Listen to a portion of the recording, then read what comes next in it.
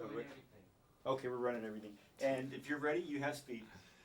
And again, this is generic interviews for all the outlets that couldn't get in here, so we're just going to run through a lot of the canned questions. The ones I'm sure you're not remotely tired of. First, let's start off. You can tell us who you play in the film. Stuntman Mike, the character that Quentin wrote, basically uses his car as his weapon of choice. And he's a psycho killer. He's the guy who tracks women down and then uses his car to kill them. Fun guy. And what did you think when Quentin first approached you about this? Well, I was excited about the possibility of working with Quentin, and I was just hoping that it was going to be the kind of movie and the kind of character that I was going to embrace and say, oh, good, this is what I'd want to do. If I was going to work with Quentin Tarantino, I'd want to do something like this. It was so far up that alley, I couldn't believe it. I said, oh, this is like unbelievable. This is exactly what I'd want to do with Quentin. So I said, yeah, count me in. I want to go to work with you and have some fun, and it was a great time. How would you describe the film Death Proof? Second half of Grindhouse, the first half being Planet Terror. Planet Terror is the wall-to-wall crazy, non-stop horror, bloody gore. Adds in between for the coming attractions of movies that don't exist, and then Death Proof. Death Proof is all of a sudden people talking, and you got to sort of listen and see what's going on, and it kind of brings you into a different world. And then you meet this character who, unfortunately, is going to wreak absolute havoc. And the havoc is wreaked, and it's a world-class car chase. So that's what it is. You've obviously worked on a lot of film sets, a lot of productions over the years. What was unique and different about working on Quentin's set? Well, Quentin's set is fairly unique in that it's a little bit like, it's a lot like what you thought about the motion picture business might be like if it was your dream business to get into. You go to work every day, you do work hard, but you have so much fun. There's music on the set, in between takes, there's movies being played over the loudspeaker sometimes in between shots. The fun of it's just the whole day talking to Quentin about this particular shot and what he wants to get out of it, trying to come up with some stuff with the character that you understand through the screenplay. It's a day of fun. It's a day of hard work but fun, and I cannot tell you how much fun. Really a blast. Speaking of fun, how did you enjoy doing as much driving as you did on this? Yeah, and you also get a chance to drive a car 100 miles an hour all day long. It's like, that's tough. Great cars, 70 Charger, 70 Challenger. The car is the character, so you get to look like the car, and just enjoy all of it.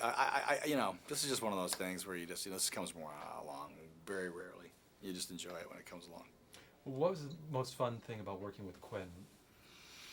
I suppose, honestly, getting to know someone who wears their heart on their sleeve and is an open book, and therefore you feel very, very, you feel open to creating something with someone who is open to you, and you're not out there by yourself having to do something that he wrote but he wouldn't want to do.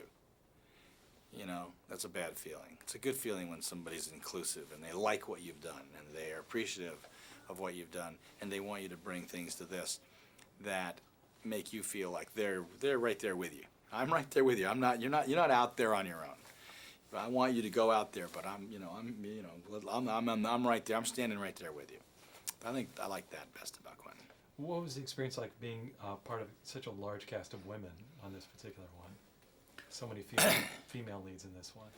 Yeah, I'm sort of in a world by myself because there's all these girls, and then I'm at the bar by myself, and then I meet one of them, and then I get to meet a couple more. Or I make sure that happens anyway. And then I sort of, the Stuntman Mike is the kind of guy that just sort of picks here and there and kind of shows up, and suddenly how did he know that? And, I think that it was the fun of being a character with the different characters that they all were. Could you tell us about the experience of going to Quentin's house? He was inviting everyone to sort of recreate the Grindhouse experience at his house. Can you tell us what that was like? He was showing some Grindhouse. He was showing Grindhouse pictures that had played in that genre, and lots of ads. You know, so it was very clear to everybody. Of course, for the younger people in the cast, it was their first experience with it. Unfortunately, a couple of the movies that he played were mine. He just played them because they were made at that time. They weren't really exploitation pictures; they were Disney pictures, but they were made at the same time. And some of the ads, when you saw some of those ads, you saw how the different movies at that time, how you could see how different they were. And one of the things it explained was, you know, on the evening at the Grindhouse was you'd see two very, very different movies, but they'd have some similar string to them. They'd be connected somehow. That's what the case is here, too. So it was just a fun night where it was fun for me because I got to see how these younger people reacted to a time that I was a part of. And I could see what great fun Quentin got out of that, and it was a good night. Last question, having seen the final film, what did you think of it? We fell on our face. We didn't make it. I thought it was spectacularly awesome. You know, when you try to achieve something, you never know if you're going to. That's just part of the game.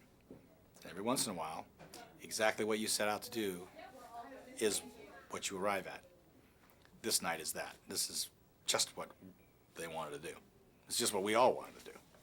And it's a crazy night. It's a crazy night, but it's time for a whole new generation to see what we used to do every Friday and Saturday night. Go to that double feature, man.